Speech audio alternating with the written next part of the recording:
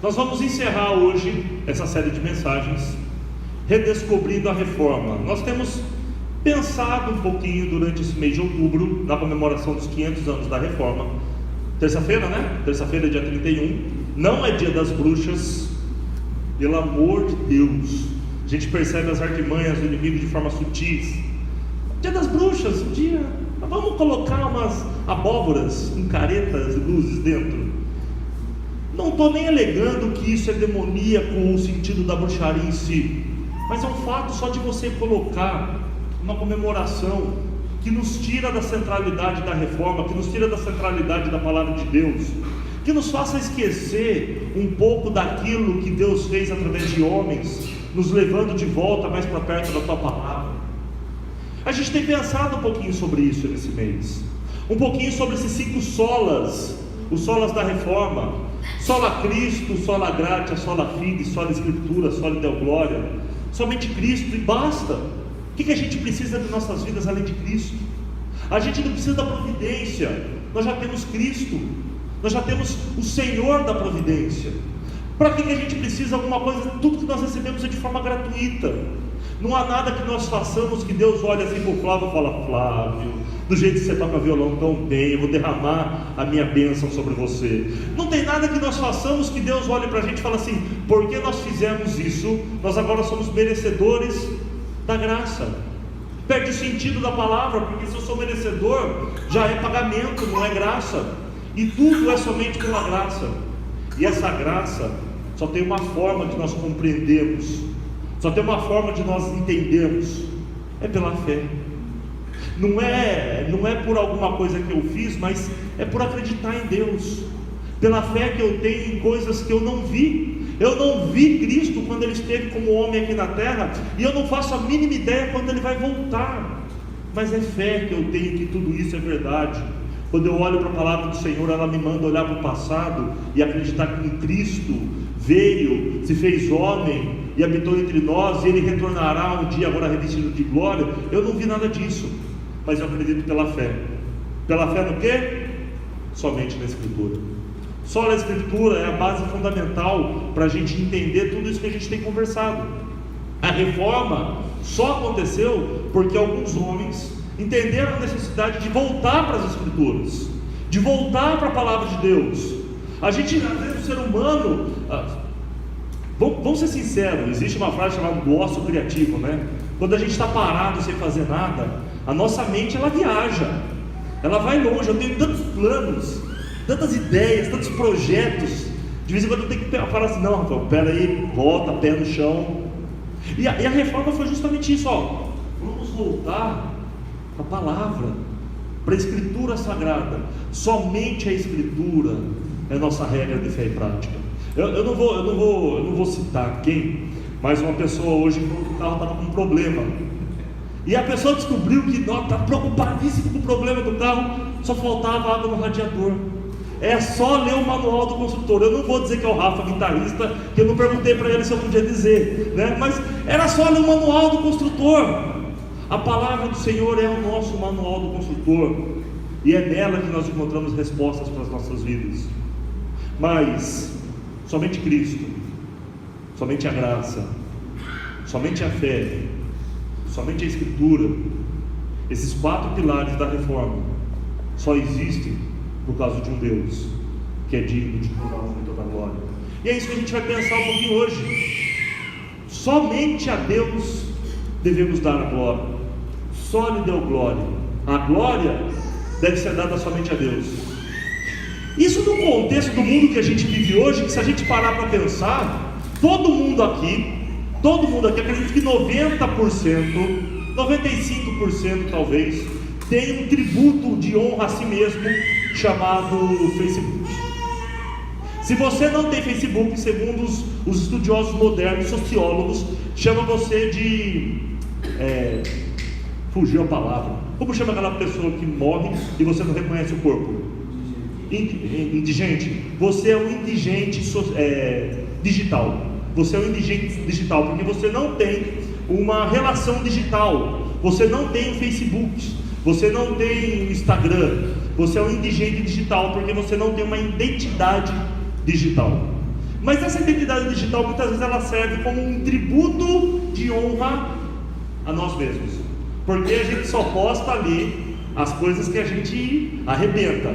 Você vai nas primeiras semanas da academia, nada. Depois que você deu aquela encorpadinha, aí você já começa a tirar foto na frente do espelho e vai para o Facebook, porque agora é merecido uma foto.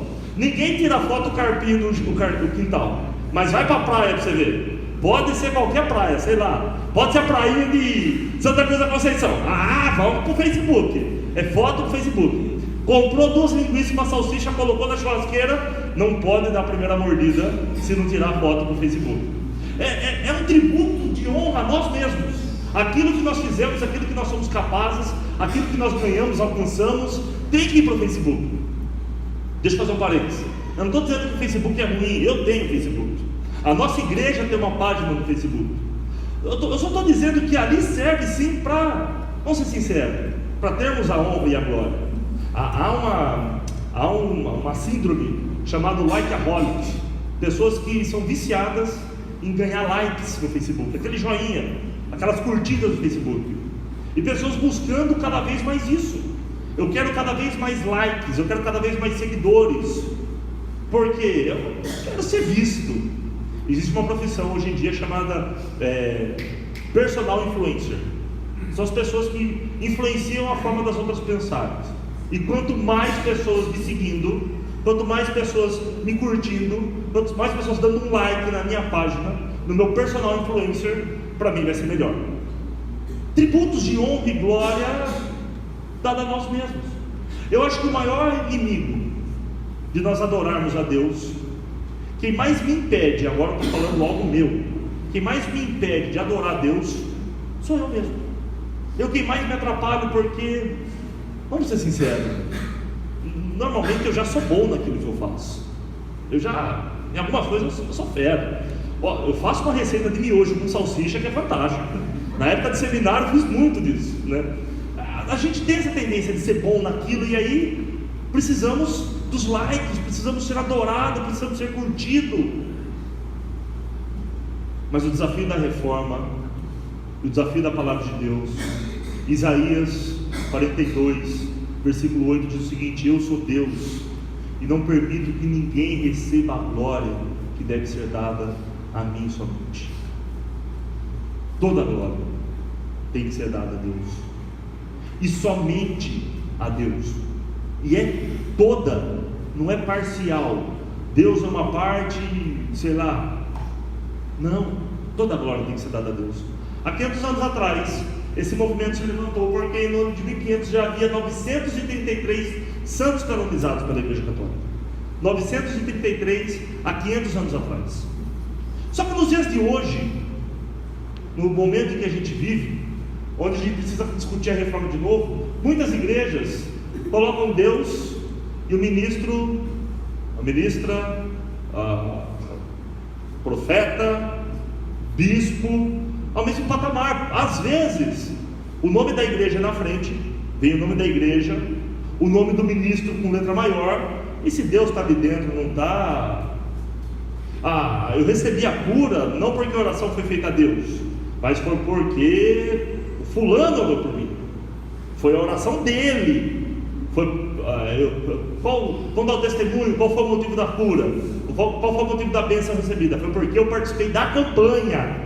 Então foi a campanha que me promoveu a cura, foi a campanha que me fez ser bem sucedido. Deus fica assim quase que um ícone que foi usado pela campanha, né? A campanha usou a Deus para Deus abençoar, a campanha incomodou Deus para Deus me satisfazer os meus desejos. Deus então virou um segundo ser, na autarquia celestial. Deus está abaixo até mesmo da minha campanha, até mesmo da minha oração. Você quer receber a bênção? Então vai, pede só para tal pessoa orar, porque está anexada a oração dessa pessoa. Não é o poder de Deus, é o poder da oração dessa pessoa.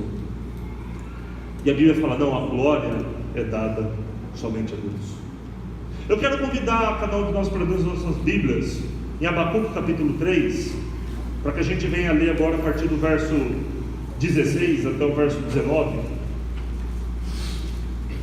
Abacuque, capítulo 3, agora do 16 ao 19.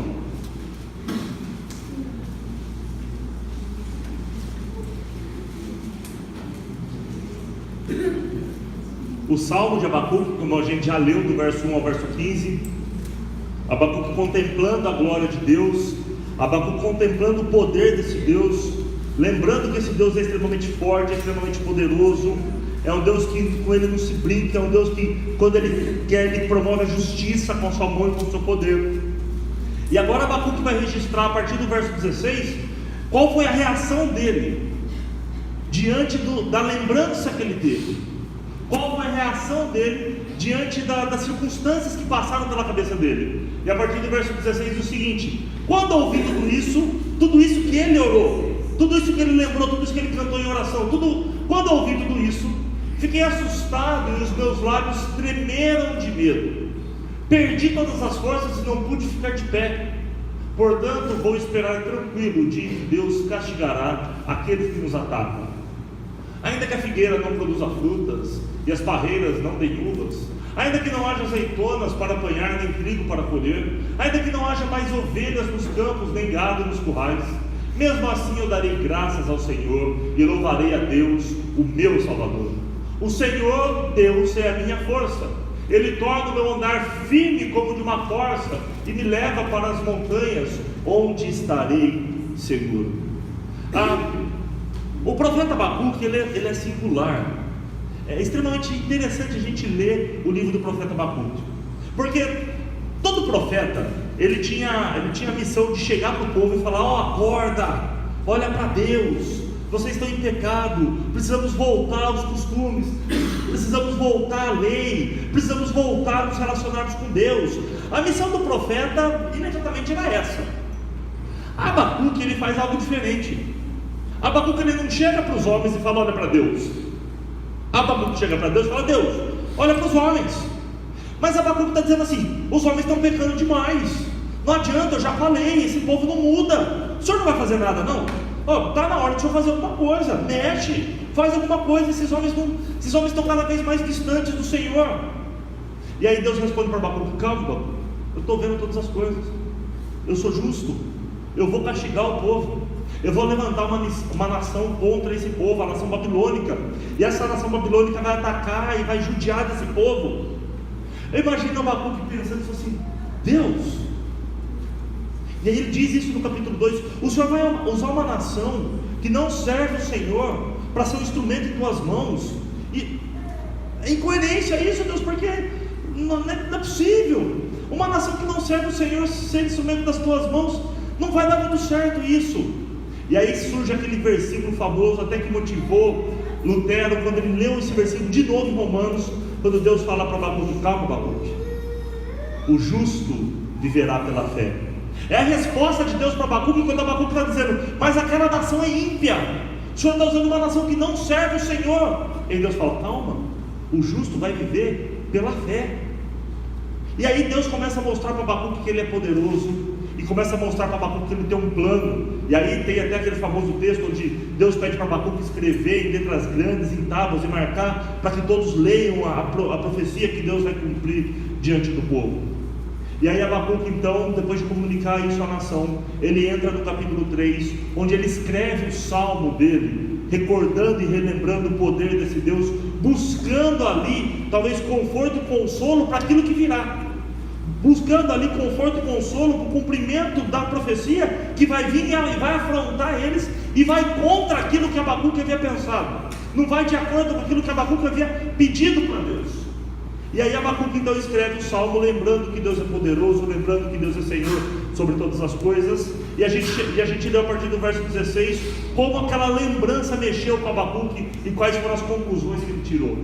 E aí eu queria desafiar cada um de nós a olharmos para isso e dar uma olhada no que ele diz no versículo 16.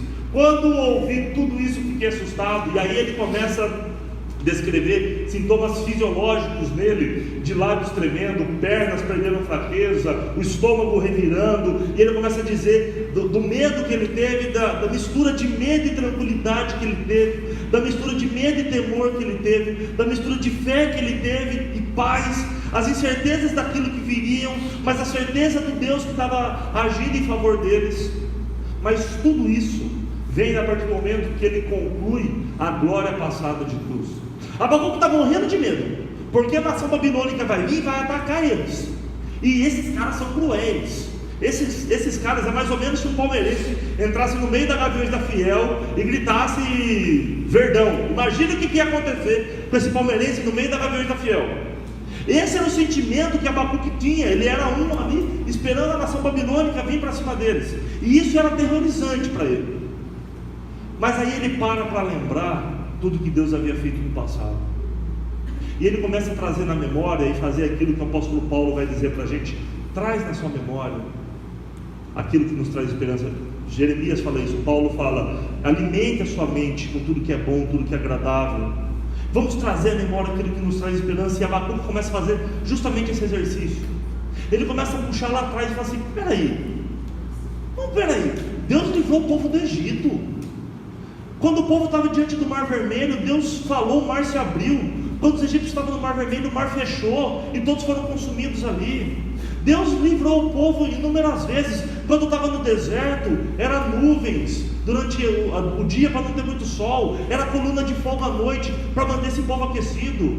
Abacuque começa a lembrar que esse Deus é extremamente poderoso, e quando ele fala, a palavra dele se cumpre. Diante disso tudo, Abacuque fala: eu estou com medo, porque as coisas que vão acontecer são terríveis, mas eu estou tranquilo, porque esse Deus está comigo. Eu estou tranquilo, porque o plano desse Deus, ele não pode falhar. A gente fez esse exercício aqui no começo do culto, foi pedido para que a gente olhasse para a nossa história, lembrasse de momentos da nossa vida, onde coisas assim aconteceram. Vai dizer que quando a gente não faz uma retrospectiva, a gente não começa a lembrar de momentos da nossa vida que a gente pensava: eu estou perdido, o que eu vou fazer agora?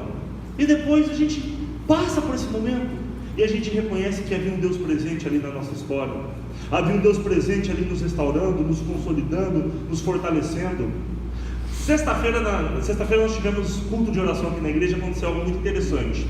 No final do culto de oração, a gente sempre abre para alguém, se quiser compartilhar um agradecimento, compartilhar algo que Deus fez para agradecer, compartilhar as bênçãos.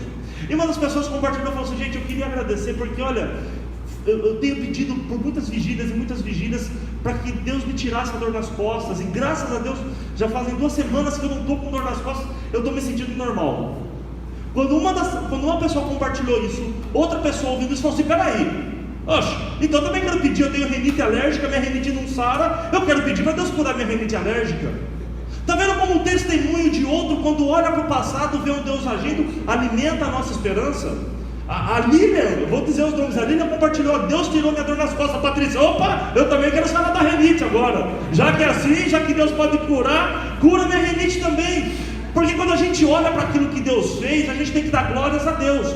Provavelmente a Lília tomou algum remédio para essa dor sair das costas, foi em algum médico, mas a gente acredita na direção de um Deus que está à frente de todas as coisas. Abacuque está assim: olha, eu não sei o que vai acontecer amanhã, eu só sei que a nação babilônica vai vir.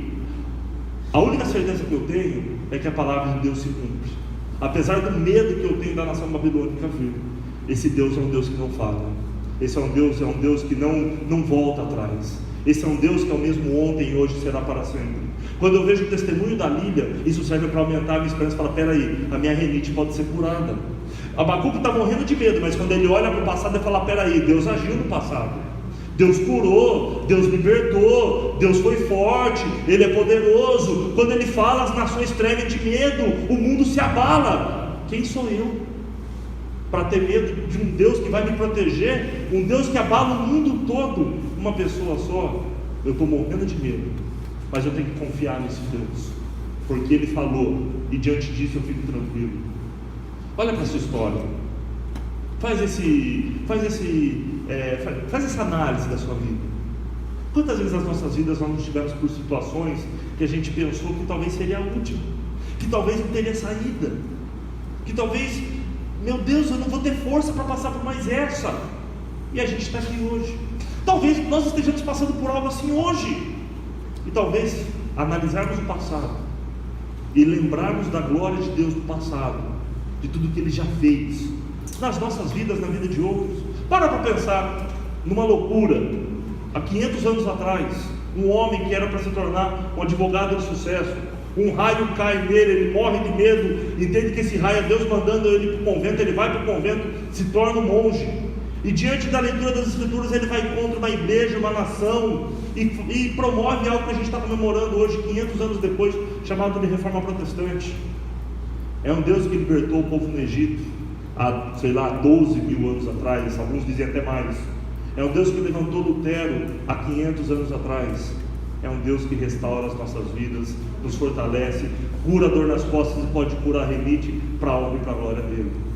A glória de Deus, ela está presente no passado e a gente pode olhar para isso e falar: toda a glória seja dada a Deus. Quando eu olho para o meu passado, eu tenho que falar assim: toda a glória seja dada a Deus, pelo que Ele me sustentou, por aquilo que Ele foi, por aquilo que Ele sempre esteve presente na minha vida, na minha história. E Abacuque faz esse exercício: a glória seja dada a Deus por tudo aquilo que Ele é, por tudo aquilo que Ele sempre foi. Só que aí, eu estou falando, Abacuque está numa situação de medo. Ainda que a figueira não floresça, ainda que não produza frutos na parreira, não dê uvas, ainda que não haja azeitona para apanhar, nem trigo para colher, não haja figo, ainda que não haja mais ovelhas nos campos, nem gado nos currais. O que Abacuque está dizendo é o seguinte: toda a minha fonte de renda depende disso. Eu sou agricultor, eu sou pastor de ovelhas, nós temos gado, nós temos ovelha, nós colhemos figo, azeitona. Se tudo isso acabar, o que Abacuque está dizendo: olha, se eu perder meu emprego, sabe? Se tudo isso acontecer, a minha ação vai ter que ser o quê?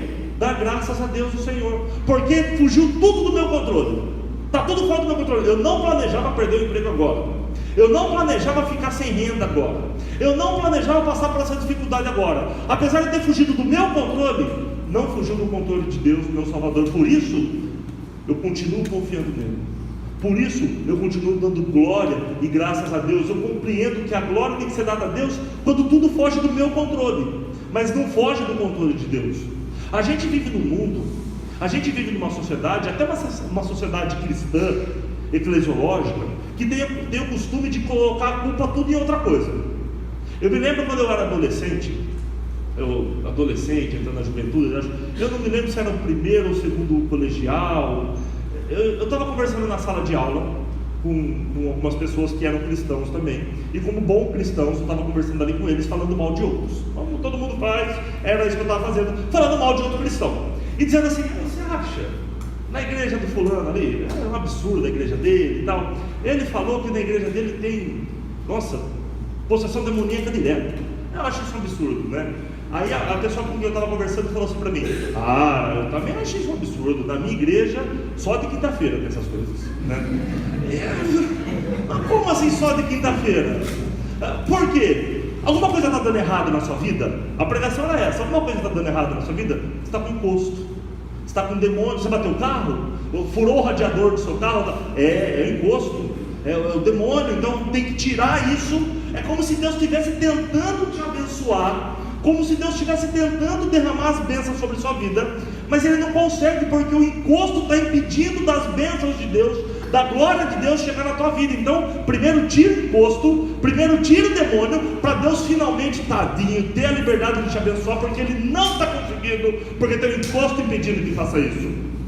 Abacuque está dizendo: as coisas estão terríveis, fugiu do meu controle, mas não fugiu do controle de Deus. Graças a Deus por esse momento que eu vou passar, graças a Deus pela dificuldade que eu vou passar, porque Deus está no controle disso. E isso, gente, é uma tremenda de uma bofetada na gente, porque, vamos ser sinceros, a gente é bom não para dar graças a Deus, para reclamar. Quando as coisas estão boas a gente reclama, imagina quando as coisas estão ruins.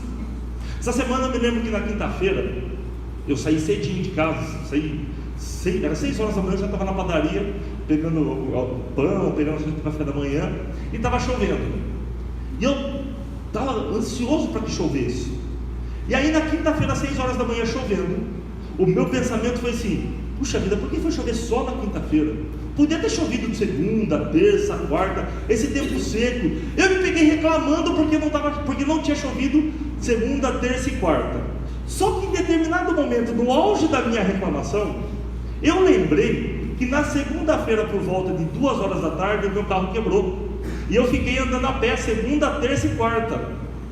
E eu reclamando na quinta-feira que não tinha chovido segunda, terça e quarta. Deixa eu agradecer a Deus por não ter chovido segunda, terça e quarta. Fora que, na segunda-feira, 2 horas da tarde, quando o carro quebrou, adivinha o que eu fiz? Como bom cristão? Oh Deus, que isso não? Quebrou o carro agora? Né? Reclamei demais porque o carro tinha quebrado. Aí reclamei na quinta-feira porque não tinha chovido. E eu não tinha entendido. Olha, Deus olhou para mim e falou: Rafael, não choveu, você estava a pé, dá graças a Deus que não choveu. Mas não, eu reclamei. Quando a coisa foge do meu controle, eu tenho que lembrar que não fugiu do controle de Deus. Abacuque, ele não sabe o que vai ser. E aí a gente que conhece a literatura bíblica sabe sim que a nação de Israel sofreu muito na mão dos babilônios. Foram cativeiros ali por 70 anos, sofreram demais. Mas Abacuque está dizendo assim: olha, não importa, porque Deus cumpre a sua promessa, porque Deus, Ele é forte e fiel, porque isso está no controle de Deus. Nada, meus irmãos, nada nesse mundo foge ao controle de Deus. Por isso que até o momento que a gente está passando hoje, por mais difícil que ele seja, por mais dificultoso que seja, faz parte do controle do projeto de Deus. E ele não fugiu do controle de Deus para as nossas vidas. Fugiu do nosso, mas a gente é extremamente limitado. Eu não sei o que eu vou fazer amanhã cedo. Na verdade, eu não sei se eu vou acordar amanhã cedo. Eu não sei se eu vou dormir hoje à noite. Eu não sei. Eu tenho meus projetos, mas eu sou extremamente limitado. Mas ali onde eu não sei, Deus já está. E enquanto o meu controle não chega ali, Deus já está controlando todas as coisas. E Abacuque compreende isso. Ele fala assim: glória a Deus. O nosso exercício, normalmente a gente fala assim: pastor vai falar sobre sólida glória somente a Deus. Mas lógico que é a glória de Deus. Mas a gente tende a dar glória a Deus quando Deus concorda com a gente, quando Deus concorda com os nossos pedidos, quando Deus concorda com aquilo que eu queria. Não, Deus, eu queria um cabo novo, eu ganho, glória a Deus. Eu queria a dor nas costas, queria que fosse tirado, glória a Deus. Mas o negócio é o seguinte: Deus tirou a dor nas costas, glória a Deus. Se Ele não tirar a rinite, eu posso até não entender, mas glória a Deus, porque está no controle dele.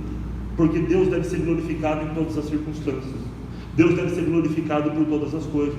E Abacuque está dizendo: olha, eu não sei o que vai acontecer, eu só sei que no final das contas eu vou ter que agradecer ao Senhor, eu vou ter que dar graças a esse Deus, eu vou ter que louvar esse Senhor. O Diogo disse bem aqui: a alegria do Senhor que é a minha força. É nisso que eu dependo, é do Senhor que eu dependo. E é justamente isso a compreensão de Abacuque agora. Porque no versículo 19 as coisas vão mudar. Ele vai dizer o seguinte: o Senhor Deus é minha força, Ele torna o meu andar firme. Se você olhar no versículo 16, o versículo 16 Abacuque está dizendo assim: eu não estou conseguindo andar, porque eu estou com medo, minhas pernas estão frágeis. No versículo 19 ele está dizendo: mas o Senhor é minha força, é o Senhor que torna o meu andar firme. Acontece que no capítulo 1 e no capítulo 2 Abacuque estava olhando para as circunstâncias, Abacuque estava olhando para o povo da Babilônia, Abacuque estava olhando para as coisas que iam acontecer para eles. No capítulo 3 ele fala: vamos fazer o seguinte, eu vou parar de olhar para tudo isso e eu vou olhar para o Senhor. Eu vou parar de olhar para as circunstâncias e eu vou esperar do Senhor, porque o Senhor é a minha força, não as circunstâncias. Eu dependo do Senhor, não dependo do alcance dos meus braços. Se eu olhar para as circunstâncias, vamos ser sinceros, olha para a política, olha para a nação, olha para a roubalheira. Quem aqui ficou feliz da vida do Aécio ser liberado, absolvido, está lá no Senado de novo, tranquilo, mesmo com um pacote de acusações contra ele, está lá. Se a gente olhar para a circunstância, se a gente olhar para a situação, se a gente olhar para a nossa conta bancária, né, não tem condições. Abacuque, quando ele está olhando para os babilônios, ele fala: minha perna fica mole. Quando ele olha para o Senhor, ele fala: o Senhor fortalece o meu andar, eu dependo do Senhor. Eu quero passar um vídeo para os irmãos. Eu vou pedir para os irmãos apagarem a luz, por gentileza. Eu quero passar um vídeo para os irmãos que vai mostrar um pouquinho como aquém da nossa limitação há um Deus sobre todas as coisas. Pode apagar todos.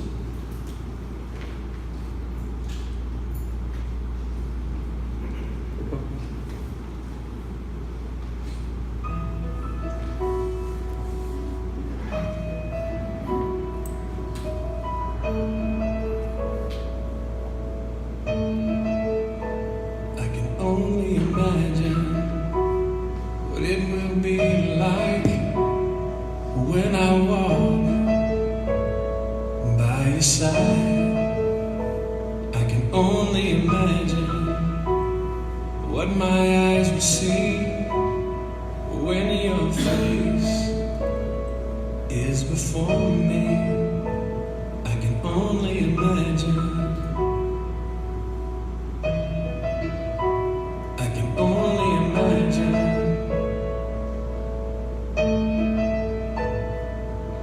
Surrounded by your glory, what will my heart feel? Will I dance for you, Jesus? Or in all of you be still? Will I stand in your presence? To my knees, or will I fall? Will I sing hallelujah? Will I be able to speak at all? I can only imagine. I can only imagine. I can only imagine when that day comes, when I find myself standing inside. I can only imagine when all I would do is forever, forever worship you. I can only imagine. Only imagine.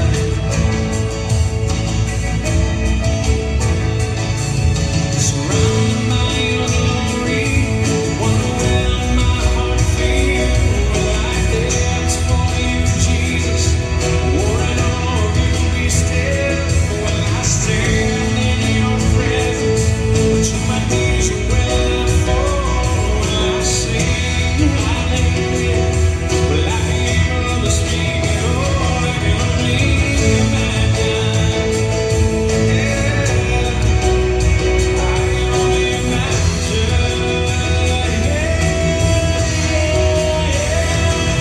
Surrounded by your glory, what will my heart feel? Will I dance for you, Jesus? Or in all of you be still? Will I stand in your presence? To my knees, or will I fall? Will I sing hallelujah? Will I be able to speak at all? I can only imagine.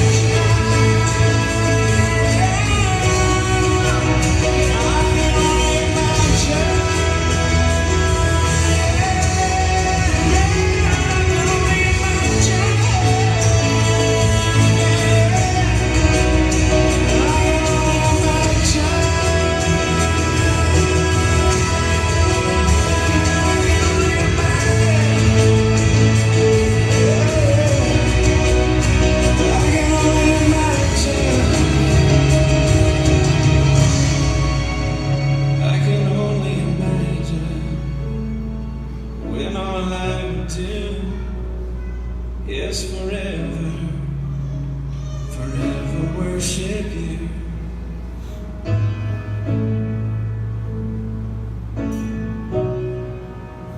I can only imagine.